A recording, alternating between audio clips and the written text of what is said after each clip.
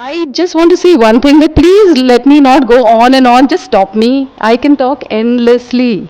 So I've tried to put it down and I'll try and read so that I stay on track because this film has been such a long time in the making. These thoughts have been such a long time in the making that I can just go off into several tangents and each I find as fascinating as the other. So I would like this to be an interaction where you all are citizens of Hyderabad. You all know these things. You all have seen people work with the rocks. You all have seen people work with the lakes. You all know the latest Hydra, Musi, everything. You all know more than me. So if we can have a conversation, I think that will be more useful and get our energies to build the momentum, to build that citizen voice that my team and I are after with this film project. We call it a film effort rather than a film or a documentary. It's a film effort. And we've been at it now for 12 years. So, okay, now I'll move on to this. So I'm going to start with a confession. Artivism is not my word, Ram. There are many people who've used it. But I did come across it when I was thinking about this film, because we, like many of you might know, we've been screening in all kinds of spaces, and everywhere we get asked this question, is this an activist film? And I have no idea how to answer that, because there are traditional parameters of activism that we may not fall into, but certainly we believe that the work we're doing is for change. And so is that not activism? So these are the questions that bother me and my team, and we keep talking about it and keep talking with audiences at screenings about it. And so I thought it's worthwhile to put these thoughts together and start a dialogue on it. And you know, I'm far from an expert by any account in Artivism, and this forum I'm hoping will help me clarify my own thoughts as well. So please help me. We have spent over a decade in it, so we come from that space. I speak not just for myself, but for my whole big rambling team, which is so many Hyderabadis, and some of you all are right here in this audience who have helped make this film. Please tell me if I go off mic. I have a tendency to move too much. Okay, so actually I have two confessions, more. One is that, you know, Artivism is something that requires a long runway. That's what I've come to gather. And in the course of this, we'll talk about different kinds of Artivism and things, but the kind of Artivism and activism, whatever, that we are involved with is really requiring a long runway, you know, and a long time. It's a slow process. And in our research, you know, we had a long phase of research, almost 2.5 years. Mahanur Yar Khan, my dear friend, and I researched. We met so many Hyderabadis and geologists and all kinds of balladeers, all kinds of people to input the film. And you know, one thing that Lakshmi Devi Raj, who's an old Hyderabadi, told me, and I think is very appropriate and is one of my confessions. She said, Hyderabad ke baare mein ye kaha ja sakta hai, susti ke aadi Hyderabadi. So I think this long runway is really appropriate for me as a Hyderabadi. You know, I'm slow. I like to take my time and feel my way, and so that kind of Artivism that we'll talk about as we go along is really, I feel, appropriate. Then the other thing I want to confess is the title of this talk. You know, it's quiet, but can you hear it? I took this from the anime genre. Now I'll tell you, I'm not a fan of anime at all. Yeah, nah. But our children in the extended family all force us to watch it. And so anime has become, you know, a really strong reference point. And it's really profound and powerful. This is something that I didn't realize until the children forced us to watch it. I'm going to read. There is a favorite, very inspiring anime quote that helps in this long, slow process that I'm talking about. It's by a character called Vegeta, in an anime called Dragon Ball Z. It's an anime classic. And the quote is, "Push through the pain, giving up hurts more." And I tell you, this really spoke to me, like I told you, we've been at it for 12 years. 10 years was the making of the film itself, the research, the shooting, the editing, vagera, etc. And September 2022, we had the premiere here in Hyderabad at Prasad's IMAX. Ramesh Prasad Garu of LV Prasad was generous. He gave it to us not once but twice, because the hall was overflowing and we had to have another screening to accommodate more people. And so, in that whole process, I have lost my train of thought. In that whole 10 years, we shot, we put together a rough cut, we, researched everything. But then in 2019, I was in town and needing to do some little pickup shooting. And I saw that biodiversity park. All of you know what I'm going to say now. I saw it as a rumble, like a rubble of broken stone. And it was so shattering to see it, it was shattering. And I told the film team and Manur and all of us, we were saying, why are we doing this? Kya fayda? Ye kya hai? Time waste, energy waste, look at this. This is a government dedicated biodiversity park, which we all love. And here's what we're seeing. What's the use of what we're doing? And so it was really heartbreaking, I was a heart-failed moment types, And then this quote, this line, push through the pain, giving up hurts more, really sums up what happened to us then. We said, that hope somewhere floats up, and this sort of propelled us, and we managed to finish the film despite all the grief that we were going through. So that was just to contextualize the title and the anime. And the title itself, it's quiet, but can you hear it? I just find it very moving and very profound. There is this character called, I'm just giving credit where it's due, so Shakuyaku, okay, the character, in this hugely popular anime called One Piece, that's now been remade by Netflix also. And Shakuyaku says, it's quiet, but can you hear it? Little by little the tides are changing and the world with them. So, it really sums up what the long game of Artivism is all about. So, I hope I've given you enough context. Artivism,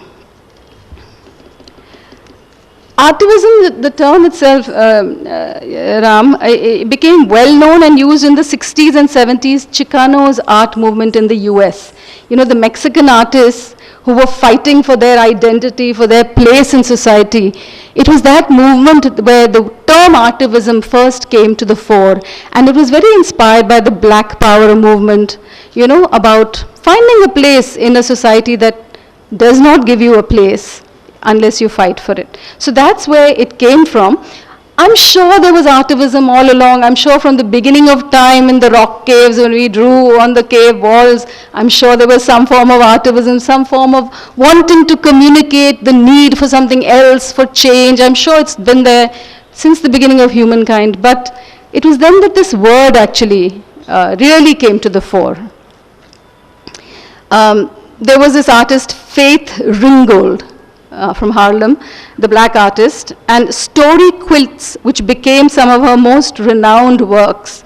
She painted these quilts with narrative images and original stories set in the context of African American history. Her mother frequently collaborated with her on them, and her works managed to get into museums, and she took lots of colored women with her into those museums, artists.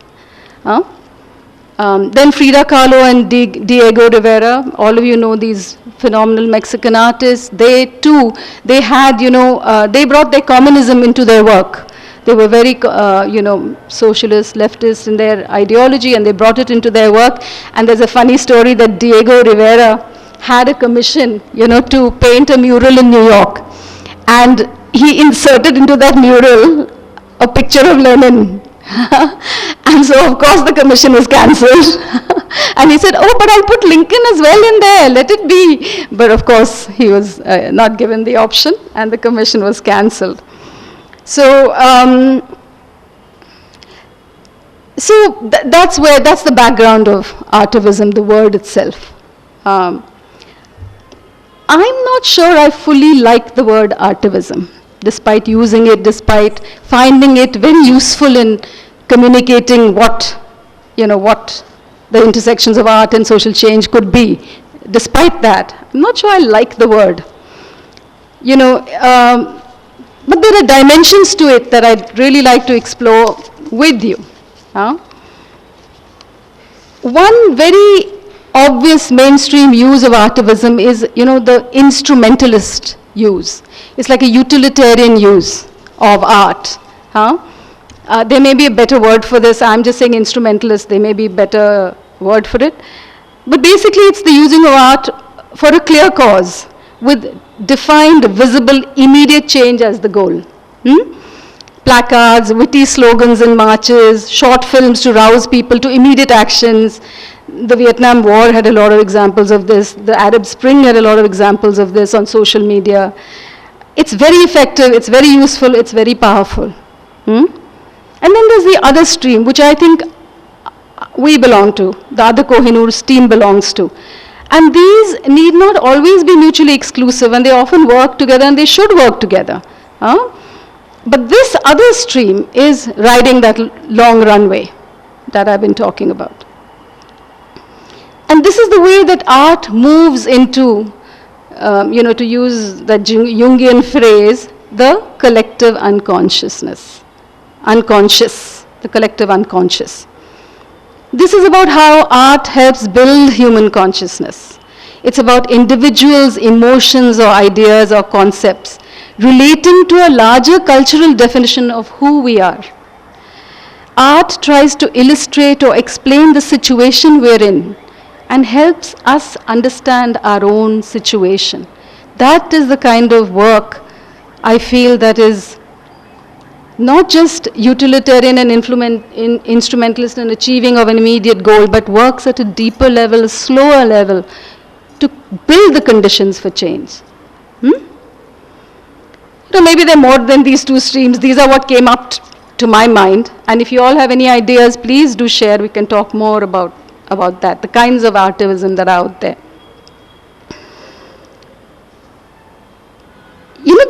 I also came across in my research another interesting term, slacktivism. I think we all know this, slacktivism, the liketivism or whatever on social media. It dominates our social media today. I think we all regard it with some suspicion, and it's questionable, of course. But it's interesting how involved people feel doing this. This low-cost online form of activism can actually boost overall participation in a campaign. Think about in COVID times the social distancing goals that really spread because of social media, slacktivism, sort of getting behind it. And this provides, a gateway to deeper activism, making one's fringe ideas, for instance, gay marriage in the US and in Ireland, abortion in Ireland, seem more mainstream. Of course, nothing can replace the actual hard work of rolling up your sleeves and wading into the work. So many of you all here are part of this journey that taught me all this, and that our team at Other Kohinoors, we all learned this on this journey. It's a journey rooted in what we have learned. This also we learned on the way. We didn't know this. It's called Solastalgia. And it's a term invented by the Australian environmental philosopher, Glenn Albrecht. In his book, he has a book called New Words for a New World. And he uses this word, solastalgia, and in our grief and in our, just looking at Hyderabad, what we were losing, how beloved what we were losing was, in going through that, we came across this word, and I can't say we were happy to discover it, but we were certainly, we certainly felt seen, like, okay, this is not just us, it's everywhere. Solastalgia refers to the grief that you feel when you see the changed face of your hometown, and it's everywhere. It's not just in Hyderabad, it's everywhere. But for us on this journey, discovering that word was like I can't say a relief, but it helped us process it.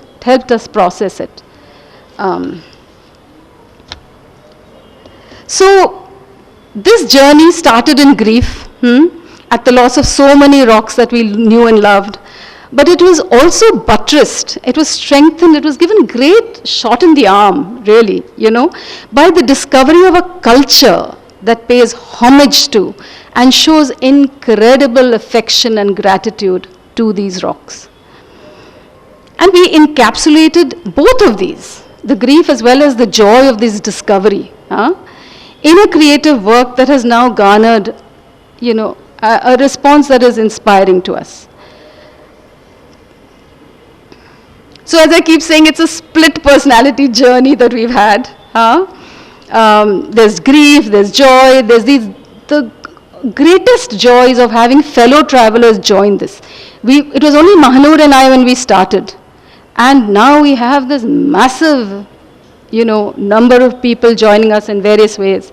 Apart from actually helping to make the film, to screen it, to be discussants, to talk about it, Mateen here has just done so much to spread this film in schools. Just one example, but this has been the journey, and this joy of discovering fellow travelers, I can't tell you. I can't say it compensates the grief, but it certainly makes this journey better. It's been a journey, a process of discovering, along with others, that Hyderabad has what is called, I love this phrase, a charisma of place. Isn't it true? All you Hyderabadis, wouldn't you say this is true? It has a certain charisma, Hyderabad does. And because of this unique landscape, because of this unique culture that we are blessed with. Okay, so this journey is now 12 years old and counting. We're releasing the film tomorrow, actually, at a private function at the Press Club. The film and the song will be made available free to the public. And I had thought when we started that, okay, we'll make the film. I thought we'll make it in a year. We'll show it for a year, and then we'll release it to the public. But 12 years now, and we're counting. And we find we can't stop, because the momentum is still so strong that it doesn't make sense to stop. So we're going to continue. Even though we're releasing it, we'll continue the screenings, we'll continue the conversations, we'll continue the discussions, especially in schools. And, let me stay on track and not go off. One sec. I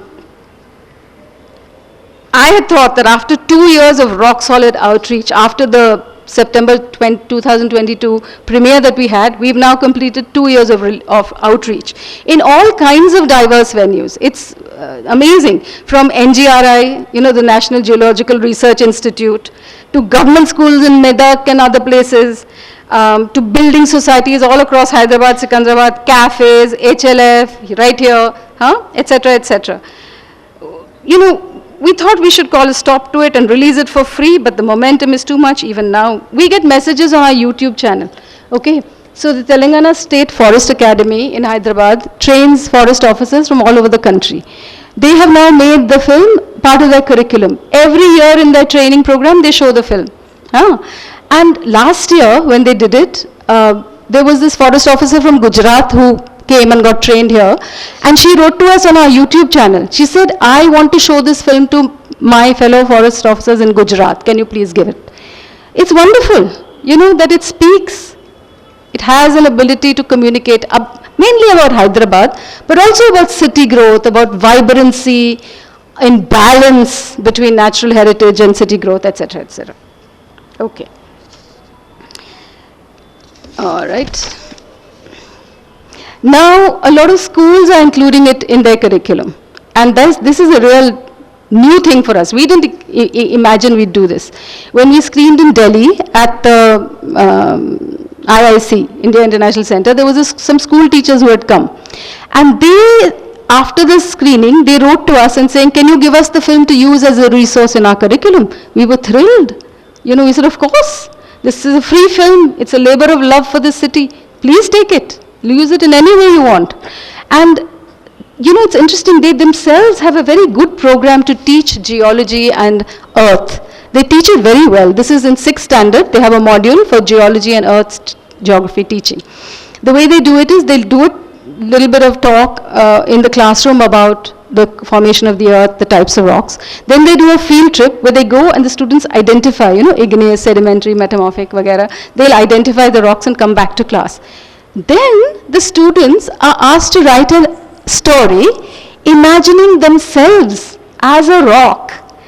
When the earth was formed, 3 whatever billion years ago, in the formation of the earth, in that Manthan, in the core of the earth, that heat that was churning and producing this lava that then formed the rocks, the children are supposed to imagine themselves as that getting formed into a rock. I think it's brilliant. I was like, wow, you don't need my film. You're just there already. Then the teachers wrote back and they said, no, you know what? The children do all this. But at the end of the day, they still have a question. Why do we have to study rocks? Okay, we're doing this. It's not bad. It's not terrible. We don't give exams, whatever. It's not the by rote teaching. We are enjoying this. But why should we study rocks? Why should we love rocks? And she said that the film you people have made, that will helps us answer that question. Why is landscape important? Why is the environment important? Why are rocks important? Why do we love them? So that was a real learning for us, and so now we're on this huge project to get this film included in government schools in Telangana. A lot of private schools have come, but private schools have huge resources anyway. We want it in the government schools for them to get it. So that's what we're on. If any one of you can help us, please tell us. We will be grateful. Okay, so is this Artivism? What would you say?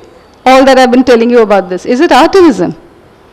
What are the intersections of art and change? What can a film do? This is a question we get asked at our screenings, and it's the question we ask ourselves. Artivism could be seen as the intersection of art and activism, the fusion of creative expression and social engagement.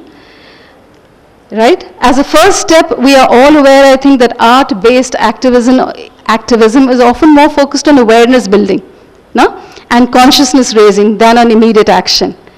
But there's more around all this that I hope we can explore in our conversation today.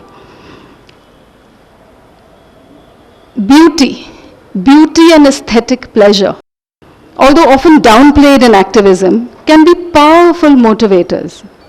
People are drawn to things that they find beautiful or captivating or, interesting. And this attraction can pull them into an engagement with deeper issues. It's not to be made light of, the power of this. Art can motivate people to dream of different realities. Utopian and visionary works of art encourage people to imagine what a more just, inclusive, or sustainable world might look like. These hopeful visions can inspire activism and sustained efforts towards societal change. Cultural activism focuses on the broader role of culture, including art, literature, music, traditions, in activism.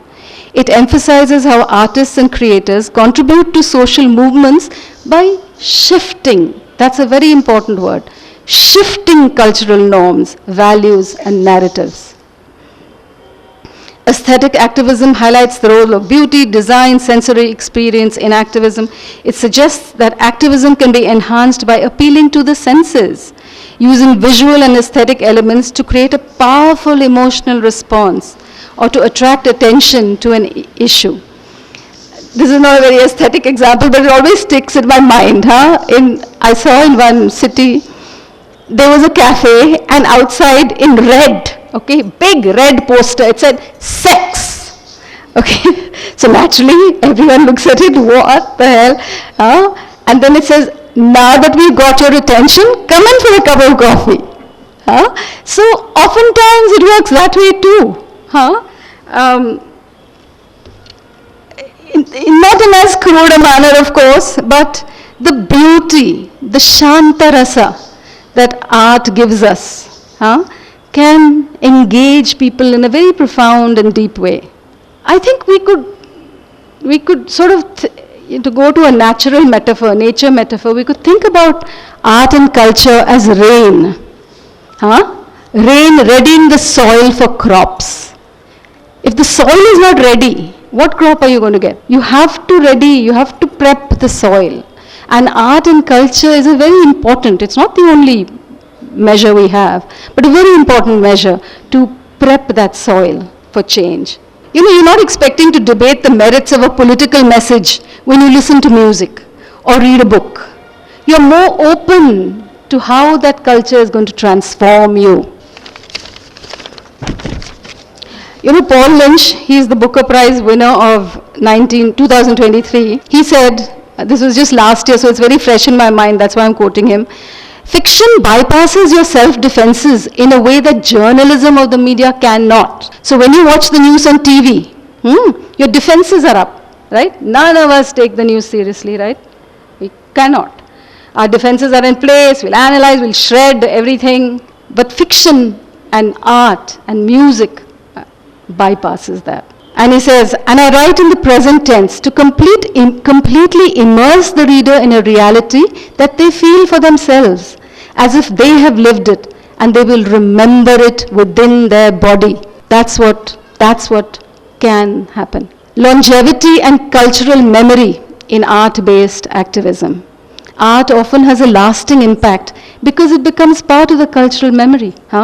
This is what we showcase in Other Kohinoors in the film. The tree of life in Kalamkari. This is a motif all over the world. It's a favorite now, it's everywhere. It is a motif, the tree of life originated in China. It went on the Silk Route to Persia, then it came with the Persians to India, and India has now made it its own. We have tree of life in Worli, we have it here, there, everywhere we have tree of life. The tree of life, and this is all thanks to Jagdish Mittal Saab. He was the person who showed me all this about art. I must forever in his debt for it. He's such a generous thinker, such a generous man. The tree of life in India, if you see it in Gujarat, it might come out of a kalash, it might come out of a pot. Somewhere else, it might come out of soil or of the ground. In the Deccan, where would it come out of? One of you must answer. Saranya, where would it come out of in the Deccan? Yes, the rocks. And if you see our Kalamkari works, you will see that the tree of life comes out of rocks. It's a thing of majesty. The rocks are alive with flora, fauna, medicinal herbs, soil. And then the tree itself, enough said, So, let me not go off like I tend to. The beloved song, E Nallani Ralalo, we have that. It's now like Ghantasala he's heartbreaking when he sings that song. Paintings, poetry, craft, food, etc., etc. We have so much in our culture about this. And it's all in the film. Abroad, we see pieces like Diego Rivera's murals or Emery Douglas's Black Panther posters that have now become part of cultural memory. It's a long game. It's still active, those pieces of works of art.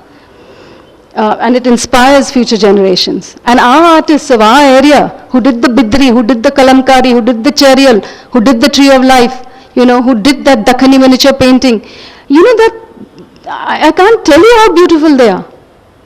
And we have it. It's ours in this region. Art can remain in the public consciousness long after a specific protest or rally has ended, embedding ideas in cultural narratives. In films, for instance, now, when you fall in love with the characters and the subject of a film, they stay with you for a bit or for a long time, depends on how you relate to the film and how good it is. And their potential stays in you. It works in you. That is how it works. It works inside you. I always say, I do teach film, and I always say to my students, the best films teach you how to live, nothing less, nothing less. And this works the same for practitioners as well as the audience. Even the people in the film are the same. Like, Vinod and the University of Hyderabad screened a previous film that we had made, my partner Gautam Sonti and I, on Tirugata, which is a rural theatre in Karnataka, in a village called Hegodu. I won't go into it. It's a fantastic theatre institute. Now in Tirugata, the veteran actors of Tirugata within the film say, Tirugata didn't just teach us theatre, it taught us how to live. And that is the potential of art. It teaches us how, it shows us the way, it inspires us, it works inside us. Somehow, mysteriously, nobody understands, least of all me. But it does. Okay, so the field of cultural strategy, this kind of strategy is young. As artists, we need to communicate more than what we stand against or why a particular policy affects us negatively. Because limiting our commentary to such reactions would confine the social imaginary to existing political frameworks and systems that we don't control. We have no control over these policies, these whatever decisions that are affecting us. We should also present a vision. Working in the realm of ideas does not take away any energy from the action space. Cultural strategies are as necessary as political strategies. This cultural strategy is more than just the communication strategy of a political campaign. With communication strategy, you're still in the action space, right? You're meeting the needs of the campaign, you're designing posters or whatever, right? But we must conceive of artists' roles in a more expansive way. In the idea space, not just making messages, posters for political campaigns, but also contributing visionary ideas for social change. In the political world, we have peak moments through events like elections or policy wins, but we don't always recognize the undercurrents and conditions that lead us there, that rain readying the soil metaphor. We don't recognize that. In the world of art and culture, many practitioners can help construct the conditions that lead to this climax. So art is uniquely positioned to move people, inspiring them, inciting new questions and provoking curiosity or outrage. Artists don't think like policy folks. They don't think like organizers. And this is a good thing. They think big visionary ideas. We can't necessarily claim that reading a novel or watching a sci-fi movie, say, there's Alex Rivera's Sleep Dealer. It's a very good film on migrant labor. We can't say that it will directly move people to action, but the experience expands our imaginations and creates a climate where we can be visionary. Picasso's Guernica, which depicted the horrors of the Spanish Civil War, it was pivotal in raising awareness against the brutality of war. Culture is the space where we can introduce ideas, attach emotions to concrete change, and win enthusiasm for our values. Art is where we can change the narrative, because that is where people can imagine what change looks like and feels like. It creates a place for reflection, self-reflection, which is the first step to change. Artworks foster curiosity, foster empathy, by allowing us to experience things outside of ourselves and connect to a broader humanity, to a broader cause. It makes for human solidarity. Susan Sontag famously said, interpretation is the intellectual's revenge on art. But it's when we interpret for ourselves as regular viewers or whatever it is we're interacting with, whatever art we're interacting with, it's when we interpret for ourselves as regular viewers and connect and take cognizance or recognize what we are seeing, that change begins. It can motivate people to dream of different realities. Utopian and visionary works of art encourage people to imagine. Art-based activism has reach, it has accessibility. It can often reach broader and more diverse audiences. I can definitely say that with Other Kohinoors. If it wasn't this kind of film, it would not reach. It would not reach that 6th grader. It would not reach the government school teacher. It would not reach the NGRI scientist caught up in his own geological work. It would not. It is because it speaks this language that it reaches them.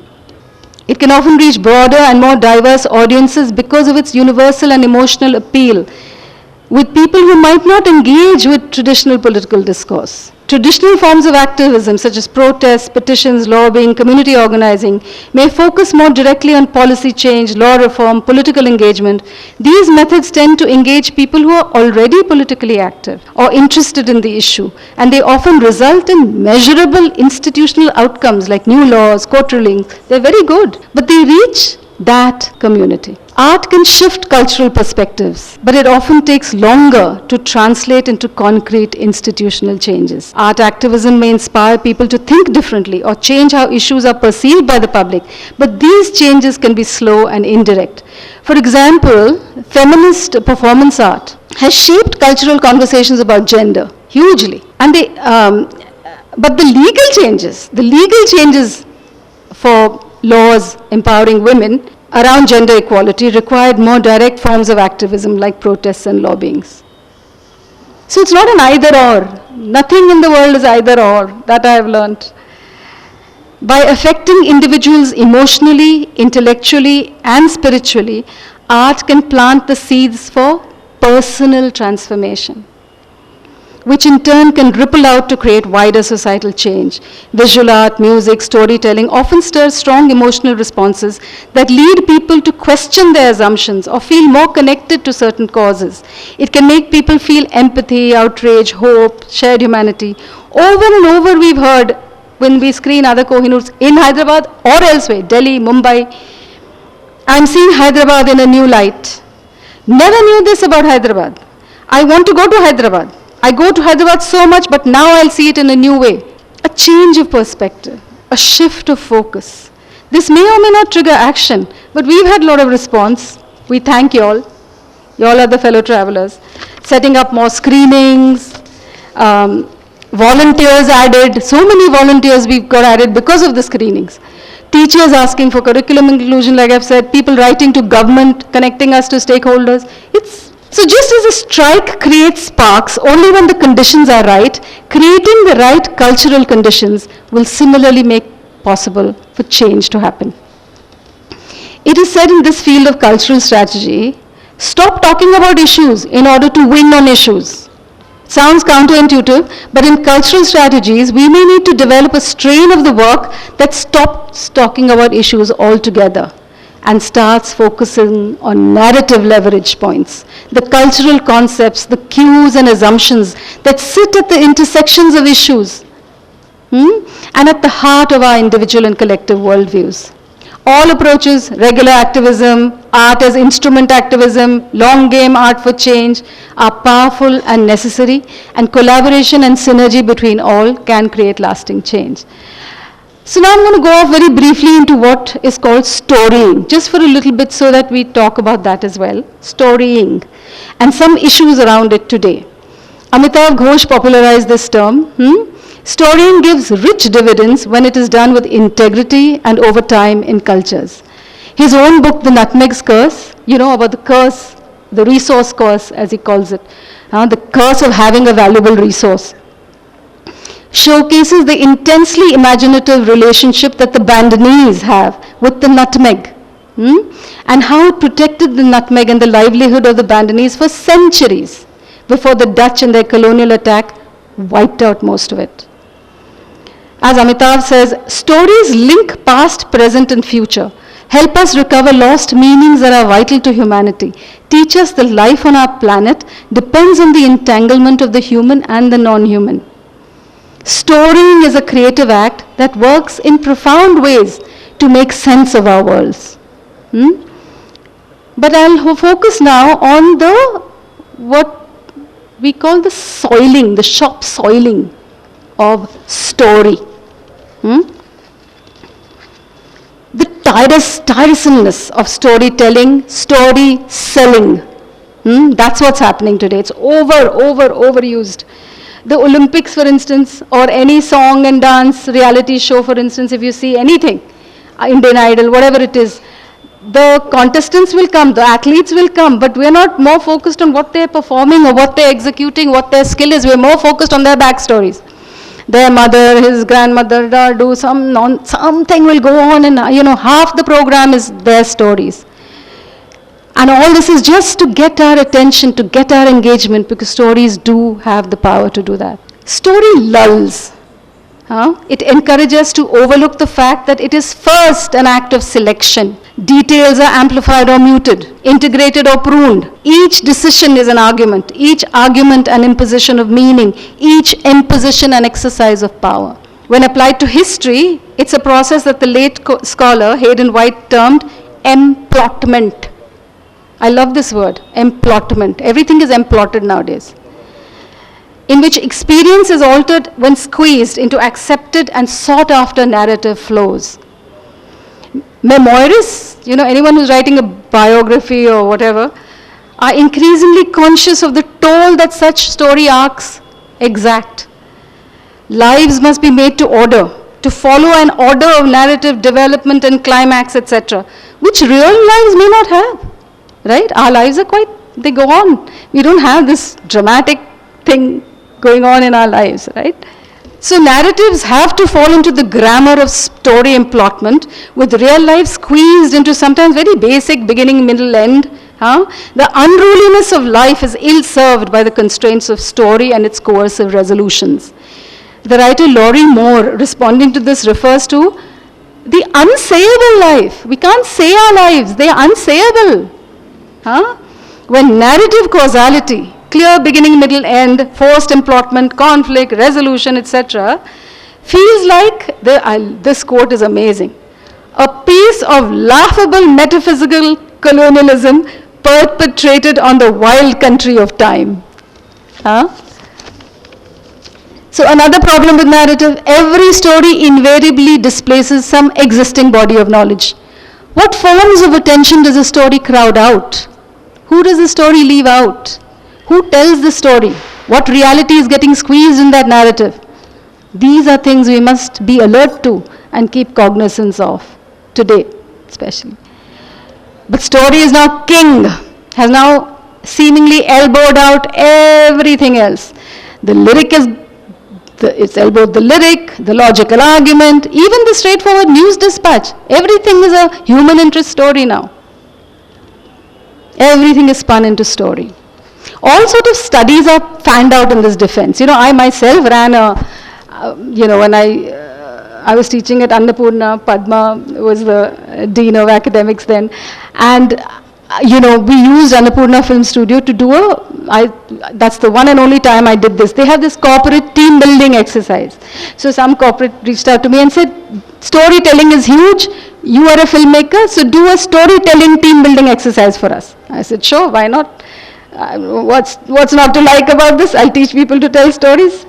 So we did this in Annapurna Film School, and there were 3 groups of of teams, and they made this,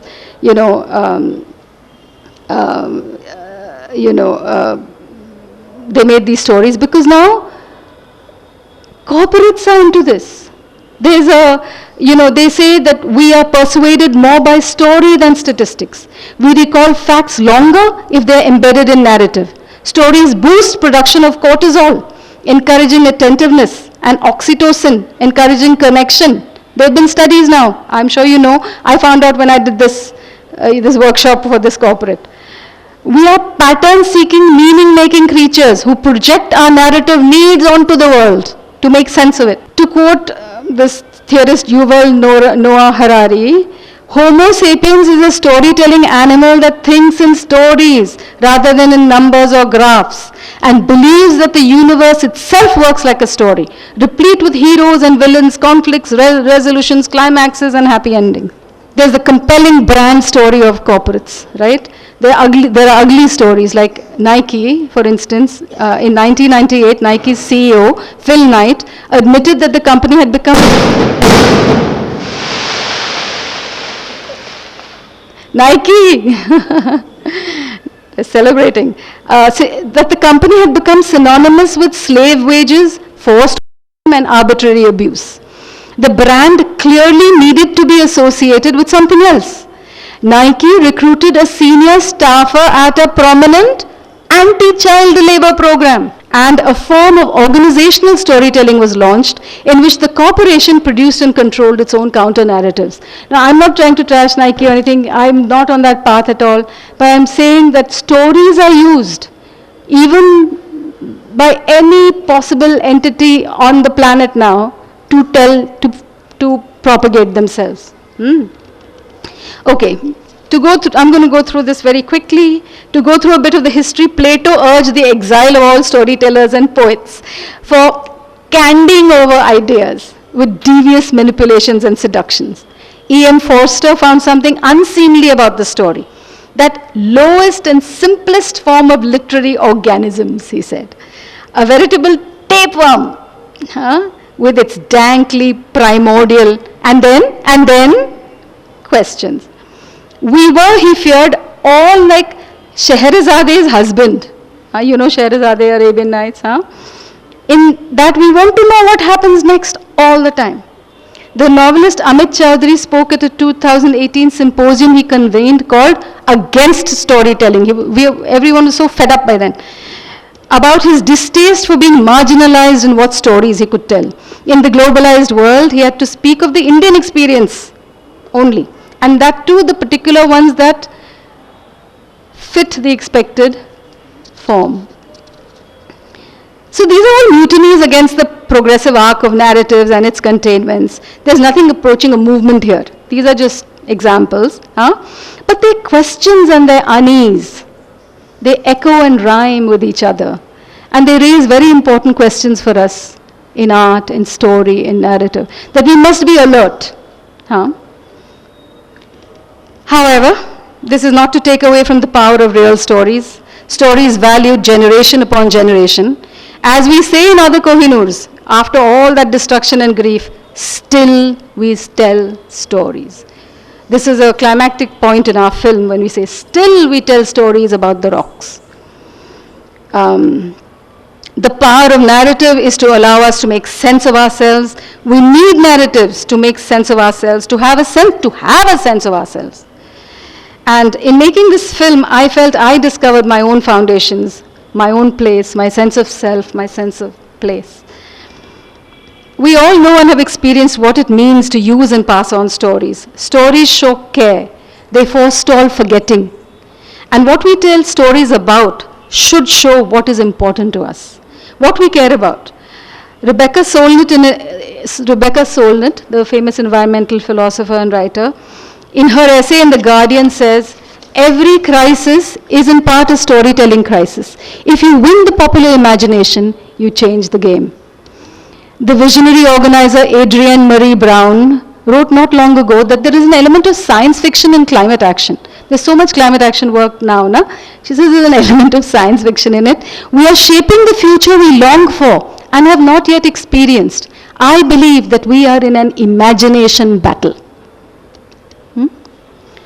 In order to do what the climate crisis demands of us, and our rocks and our urban growth in Hyderabad is all part of this whole big meta paradigm, right? We're not separate from it.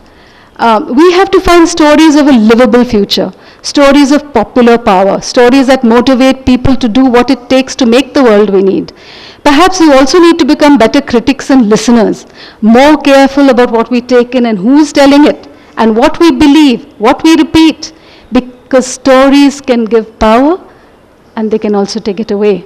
Okay, I'm going to skip some of this. One problem definitely in our world today in all this equation is that we tend to see the framing of possibilities in absolutes. If we can't win everything, we've lost everything. It's absolutes, which is not the case. There's a doom-soaked scenario out there always. Threatened civilizations, threatened humanity, even life itself is threatened. These doomsday scenarios are due to another narrative failure, the inability to imagine a world different from the one that we currently inhabit. We expect in our films and fictions that there will be a single solution and a clear resolution to our problems, a sudden victory, a celebration, and the trouble is over. All this has little to do with how the world really gets changed most of the time. The skills of real world superheroes are solidarity, strategy, patience, persistence, vision, and the ability to inspire hope in others. The rescuer we need most is civil society. We are sadly lacking in stories in which collective actions or the dogged, patient determination of artists, of organizers, it is what changes the world. Change instead often functions more like a superhero relay race. One superhero saves something, another one comes, another saves something else. It's so unreal, it's so responsibility and obligation, unfortunately, are regarded with mostly dismal dismay. Those two words, responsibility and obligation. So perhaps there will be other stories that tell that differently, that recognize this process as reciprocity and relationship, in which we give back in gratitude and respect for all the earth does for us. In Other Kohinoors, we showcased how the culture of our region does this, and we have had an inspiring response. To end, art can really be thought of as creating a snarl of time, thought, memory, emotion, and sensation that affects us deeply. To experience that moment without the weight of before and after. No implotment, no beginning, middle, end, a snarl, a swarm. B.B. King, the famous blues guitarist and musician, songwriter, lyricist, in his memoir, returned in this way to a moment from his childhood in Mississippi. Running an errand for his mother, he saw the dead body of a black man, hoisted up by a lynch mob, gathered around a makeshift gallows. He stayed silent. Deep inside, I'm hurt, sad, and mad, he wrote. My anger is a secret that stays away from the light of day because the square is bright with the smiles of white people passing by as they view the dead man on display. I feel disgust and disgrace and rage and every emotion that makes me cry without tears and scream without sound. I don't make a sound. It is a moment that he doesn't experience as story. There's no narrative here, there's no story here. It's lightning and grief that he describes, bottled in his body, but protected too, kept from the bright white smiles, kept intact, kept his. Then he picks up a guitar and finds notes, not words, can contain these meanings. The notes in the blues specifically did not permit one meaning, one tone to pretend to offer an explanation. They permitted everything all at once. The Pulitzer Prize winning poet Yusuf Komunyaka writes of the days when a man would hold a swarm of words inside his belly nestled against his spleen singing. The journalist Nesreen Malik makes this case in the 2019 book, We Need New Stories. It's pointless to fight fake facts or true but cynically twisted facts with other facts. Pointless. The new stories we need to tell are not just the corrections of old stories. They are visions, impactful, enduring social change, she says, moves at the speed of narrative. In closing analysis, as we wonder how we are an activist film or not, and why audiences respond so much to Other Kohinoors, this is what glimmers to the surface. In all this thinking, chaos, glimmering up to the surface is this. The visuals, sounds, lyrics, stories all work together to create this powerful emotional response. Not in whole measure for sure. We are not the greatest film. We are very clear about it. We can make a better film if given good budgets and good time and good whatever.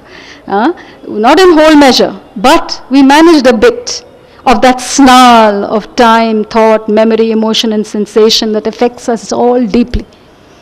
Even in times as jaded as ours, we managed it. Where we're overloaded with visuals, when cosmic, cataclysmic, mind-boggling visuals are everywhere. Open your TV and you'll see it. So, at this point in our journey, we like to see our film as entwining art and activism, something that taps into our own memory and subconscious knowledge of the world, pulls us in and makes us pause and think, that reignites that relationship and rekindles that attachment with the city's landscape. with audiences telling us that they are seeing the city anew and wanting to do something. Every screening people ask us, how can we help, what shall we do? We like to believe that we've documented for future generations and that we put our region's cultural homage to the landscape, along with the grief over its destruction that we've borne witness to, into a productive tension, you know, this homage as well as this grief, into a productive tension that stirs. We don't offer reassurance or comfort. We cannot. Huh? But perhaps the film indicates a way forward with a hope to do better.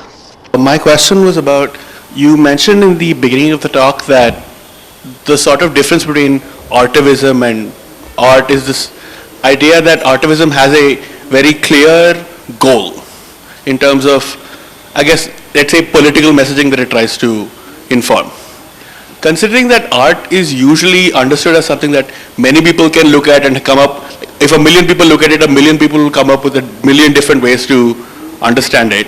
How do you sort of rationalize that understanding of this thing that you're trying to create as art with something that you know needs to have a very clear and cogent political message? You know, there's activism on its own and then activism that uses art. Now, that creates artivism of many kinds. So the kind of works you're thinking of, the works that, you know, audiences bring their own experiences and baggage to and therefore have subjective experiences of, are one kind of art and responses and artivism. There is also an artivism that's more instrumentalist, more utilitarian. That is where the slogans and all come. Like I remember when I was in Berkeley at the time, student and all that, and there was, I think America had invaded Iraq or Kuwait, one of the two. And there was a placard on the back of a car, and it said, what if Kuwait's most important product was broccoli? You know, so Bush famously hated broccoli. So, you know, so that is instrumentalist, sloganeering, witty, you know, enjoining of the cause, right? And art can also do that. Like you can draw a placard very beautifully and use it in that, draw broccoli, you know, whatever. So that is the utilitarian, instrumentalist, what I call. I wish you couldn't tell me a better word for it. But that's the way that kind of art making functions. And that's very different from what you're seeing as the art that provokes different experiences in viewers depending on what they bring to it. You know, I always say once a film is made, like even Other Kohinoors, like the other day there was a government school, I'll complete my sentence, sorry first. Once a film is made or a work of art is made and you let it go, it's no longer yours. It becomes what the receiver or the viewer is doing. Right? So for an example, I'll tell you, in a government school recently we screened, and the teacher, we have these discussants and managers who take the films and do a great job, and the teacher there was pausing the film. Okay, now as a filmmaker, my heart breaks, like, you know, see the whole thing, you know, but she was pausing the film regularly, and in one point, the discussant took a video of it, she had paused at a point where there's a sunset in the film. Okay, and the children had asked her, as the film was playing, is there a sunrise or a sunset? So she stopped the film and they had a big discussion about it. You know, that's what happens. The film is now theirs. They can do what they want with it. So the baggage that we bring to art, like you're saying, is very, very true and very, very important, and that's the power of art, that, you know, we make it together.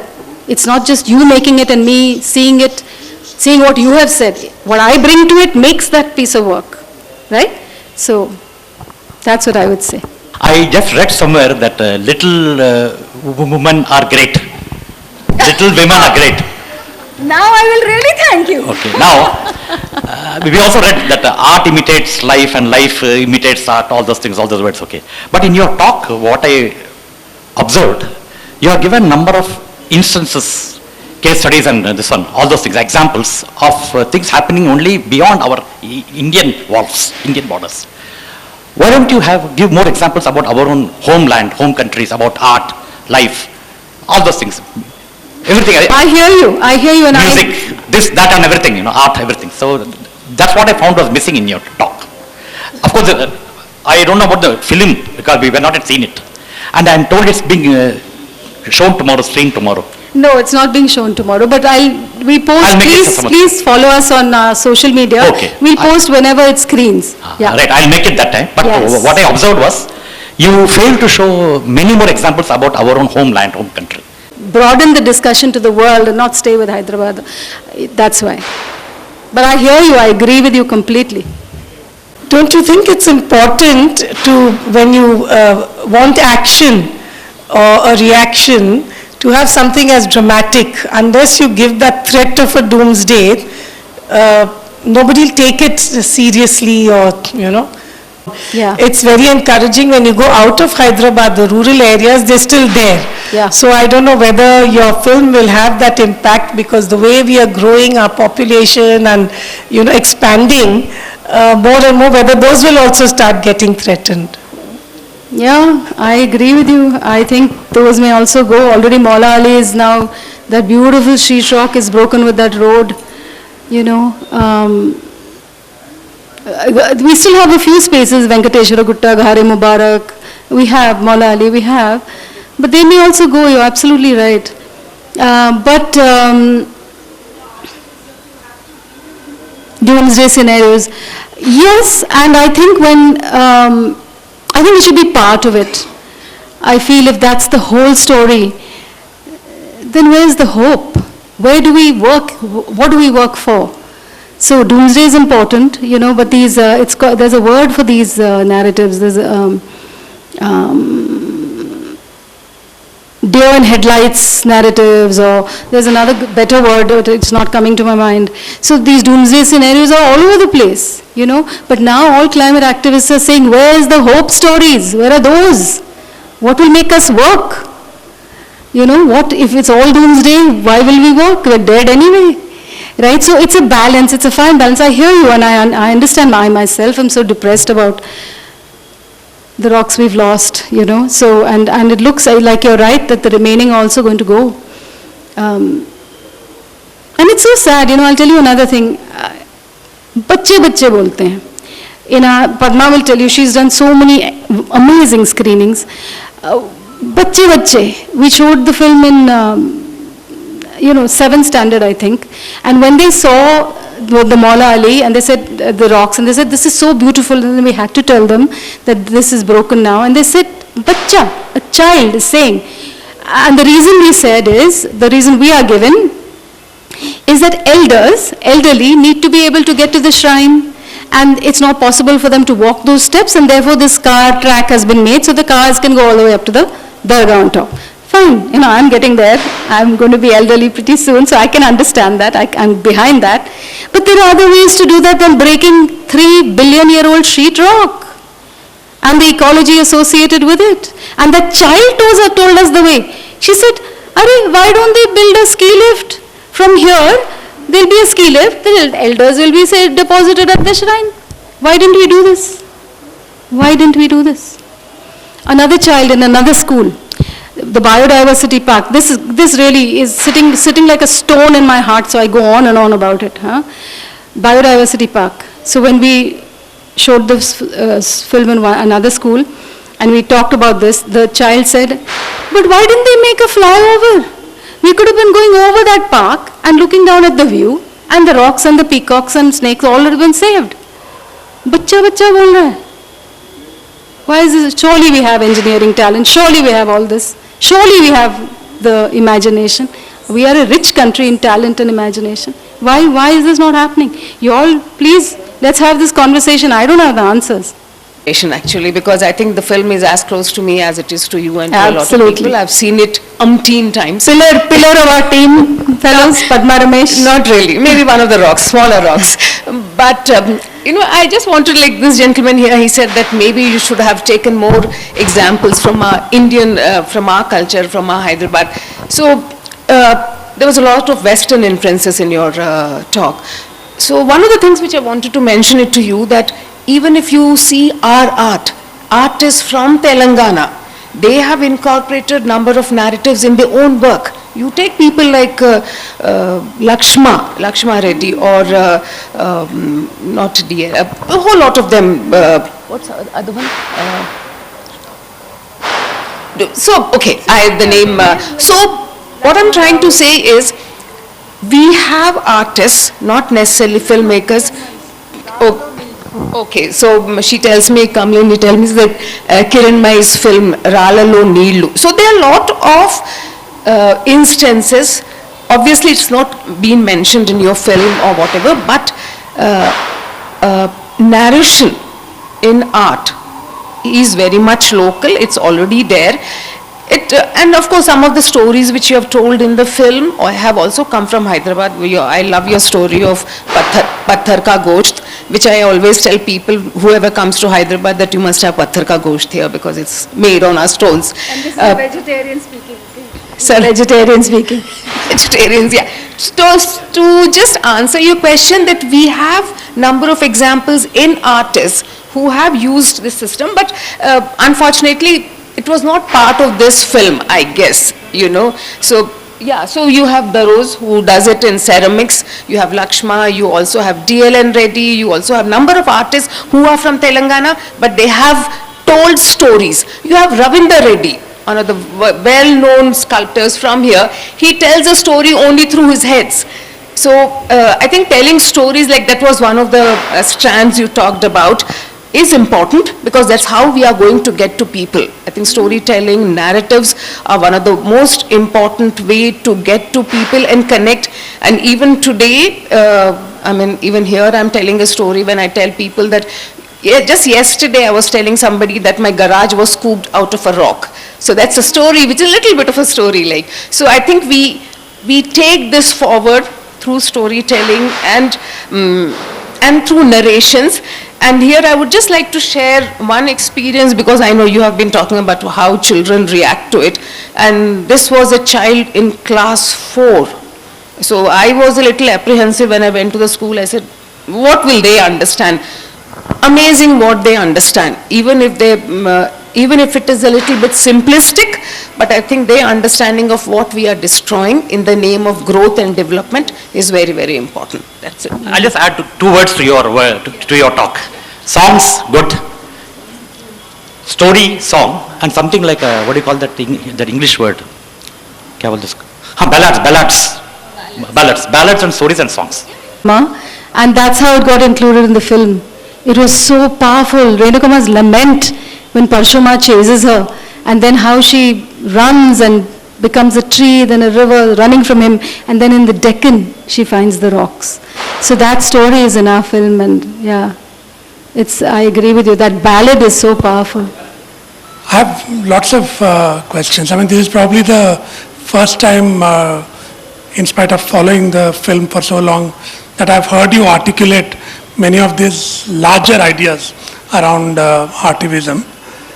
So I have one question for now. We can talk about other things later. So there is art and aesthetics on the one side, and then there is politics. And I'm using politics in a broader sense, right? I mean, the desire to bring about change, the discomfort with how things are, and wanting it to change in whatever domain. So I'm using politics in that sense. How, if you have an artivist project like this, you may not have started out thinking it is an artivist project, but it turned out to be that. What is the relative weight that one gives to art and one gives to politics? The reason I'm asking you that is, I've heard you today talk about the instrumentalist perspective and the utilitarian perspective, which I'm a little uncomfortable with that terminology, because usually we academics tend to throw those words when we don't like something, right? When we want to be critical about somebody. Utilitarian. Yeah, so that's a bad word, right? So I think it need not be termed instrumentalist or utilitarianism, because if people want to see immediate change and some immediate action, there's a certain kind of approach you want to take, and it's very visceral kind of response you want to see. A Patwardhan film or whatever, right? It's a very different kind of political film. And there is your work, and I have seen you agonizing over, that rap song or, that perfect image that you wanted. And so you put a lot of weight and emphasis on the aesthetics of this film. So, do good causes need such a high level of aesthetic standard to bring about change? Or if politics is a lot more important, can one do something quickly, maybe not 10 years, and maybe not agonize for years over that rap song? I remember having this conversation with many other filmmakers like Shabnam Mirwani and others, many of them think, at least some of them think that good political causes, don't necessarily need such a high aesthetic standard, because you want to, and you said somewhere today that you were not seeking to bring about action necessarily, as much as thinking, right? So does that create this kind of an equation between art and politics? So my question is that in the recent history, like one of the most important topical instrument of technological advancement, so AI is playing a major key role in the present days. So is there any impact on artivism in the age of AI? I'd like to go back to the term artivism. An artivist, like an activist or an artist, if does he start off to create a work of art, or does a work of art come from within without even the need for him to go through the process of creation? Is it a spontaneous activity? And if on the other hand, as an artivist, starts off with the idea of trying to impress a large group of people towards a particular goal, would an artivist be an artist, and can an artist be an artivist? When you have three. Go for it. This is more of an observation again, just in response to what you had said, which is, do good causes really need to, maybe not like almost necessitate high production value? I recently rewatched the movie Roja, which I really don't agree with the politics of, but it's an excellent movie. So there's, again, this is just an observation, but there's almost a sort of sadness in that, which is like you watch it and then you think, oh, it's really unfortunate the politics of this movie are not great, because the movie and the production quality is excellent and the music is incredible and the acting is incredible, but you look at it and you think, is this what Maniratna thinks the solution to the Kashmir conflict is? Yes, right on, absolutely. I will address the AI question first because I don't know enough to tell a long answer. I think AI would probably do the exact same that it's doing with other disciplines. It makes information available, so you're able to,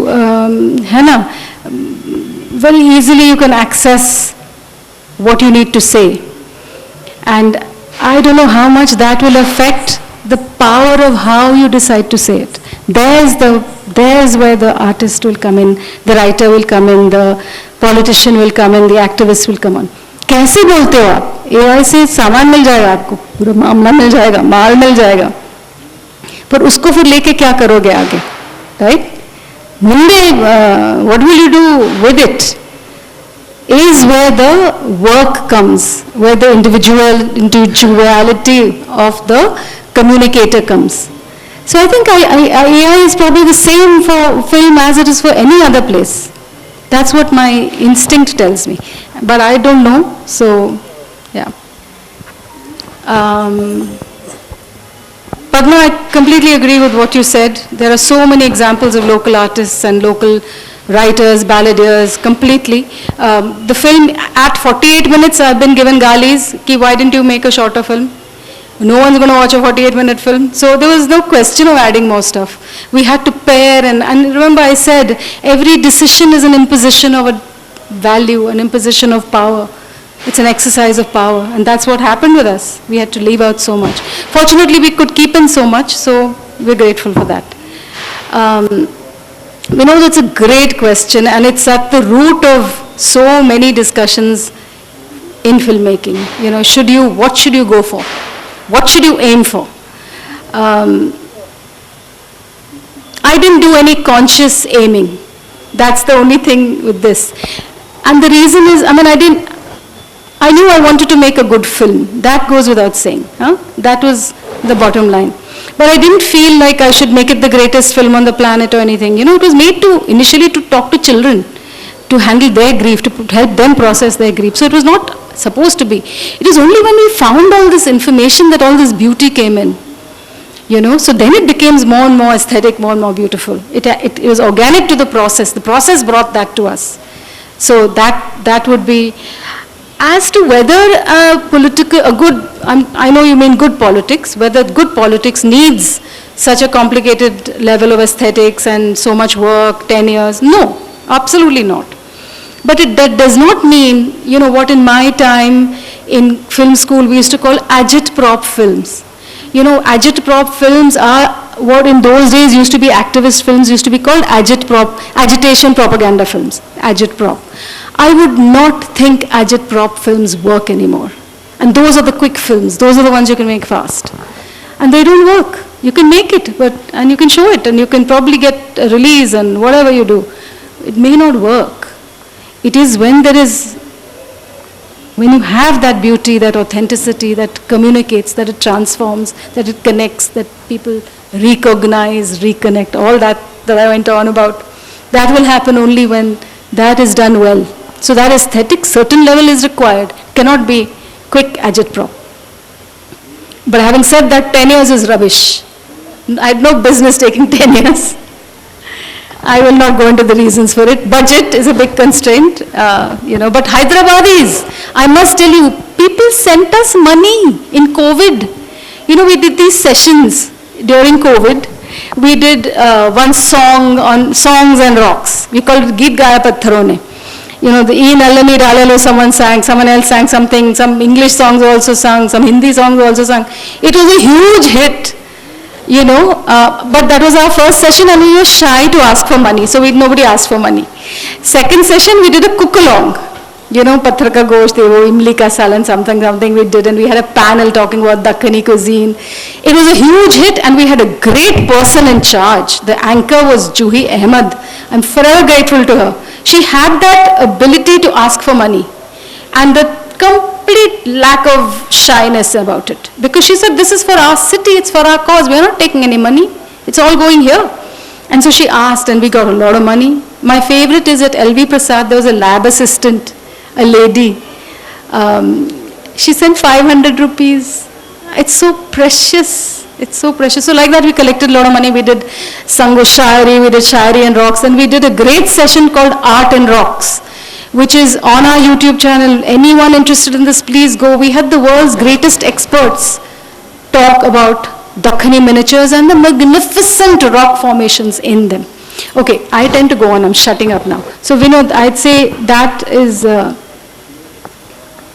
would be my first level answer. Yeah. Yeah. Did someone else have a question about the same thing? Prakash, yeah. Prakash, does an artist need to be an activist? Should it come first? Is that something like what you said? I'm not sure I have the answer to this, but... I said a work of art is something that is not worked towards. It's something that comes from within.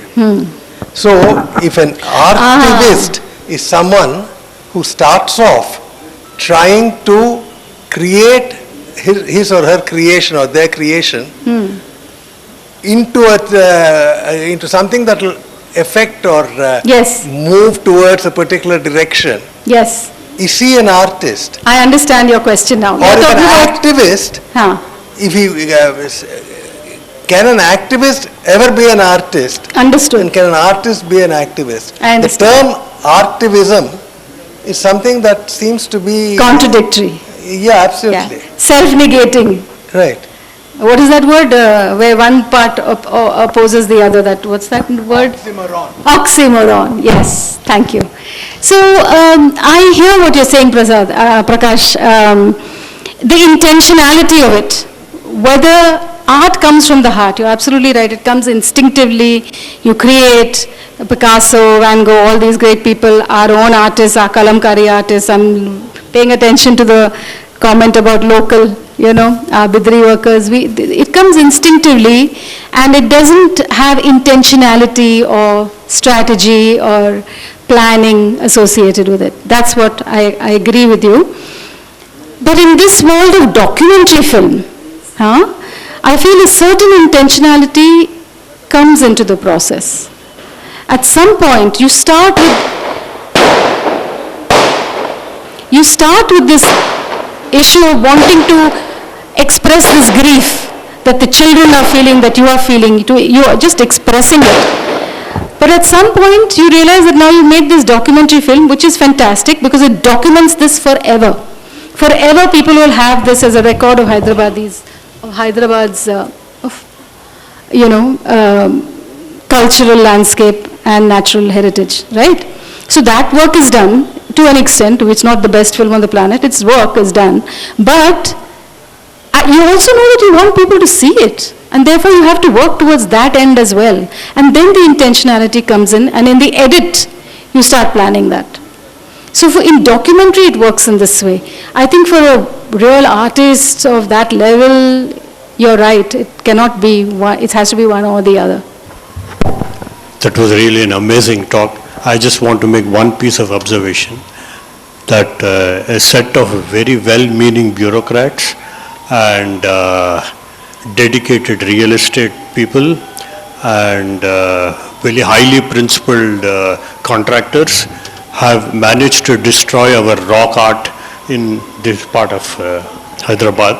And so in a matter of 30 years, we have destroyed what took billions of years to make.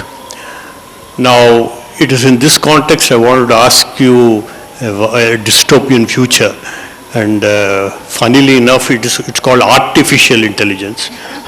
What happens what is likely to happen is that these large learning models which are evolving would mean that art is going to be created not by individual pursuit, but by the collective code of many software programmers around the world, and who do not actually talk to each other.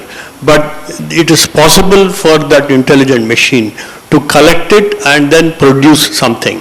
So creativity itself, as we understand, I think AI will change it in the next 50 years, and you will find newer kinds of art, and I just wanted to say that.